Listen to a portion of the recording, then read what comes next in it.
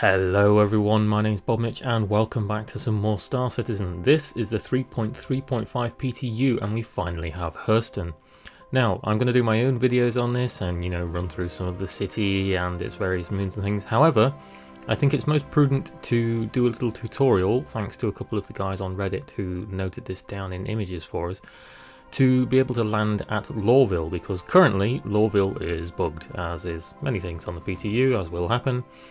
You can't really land on the pads at the minute. You can land illegally and you get your crime stat for it, but if you go there and you just land as if you're going to land, if your ship is stored, then you can't summon ships on the pads at Loreville at the moment, so you get stranded and you get stuck.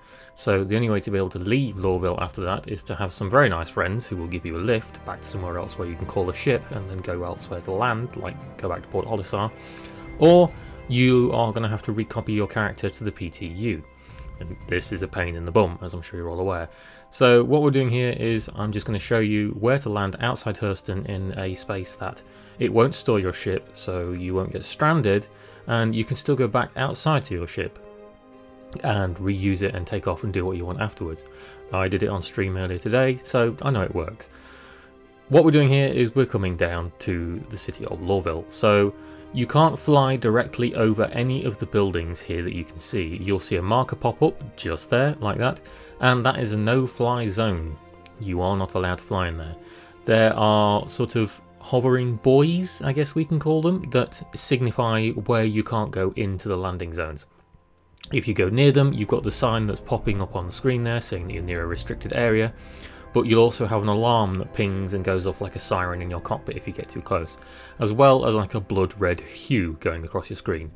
You'll get these three warnings, and shortly after that you will explode. There is no, enemy gunship to take you down, or anti-air cannons that Loreville has installed rather, as of yet. You just blow up, it's as simple as that. So what you need to do is you need to navigate around the city at a height, kind of like I'm doing now. The best place to go is around the front of the city, so that the Hurston Dynamics Blade Runner building is at the opposite side to you. These blue lights that are on the floor here are what you need to pay attention to. These are the markers at the tops of the towers which are above the gates that lead into the city. So there are 6 of them in total, and they all span around this front edge of the city, all around its circumference. What you need to do is you just need to pick one of those to land at, safely out of the no-fly zone, because they do have a no-fly zone near them, as you'll see in a minute. But once you touch your ship down, you can jump out and you can safely run into the city, use the transit system's trains if you haven't already, because they're awesome, and then get into the city and do what you want. Once you've finished doing what you need to do, you can just use the trains to get back out onto the perimeter line, then to the assigned gate to where your ship was, get back in your ship and do what you continue to doing.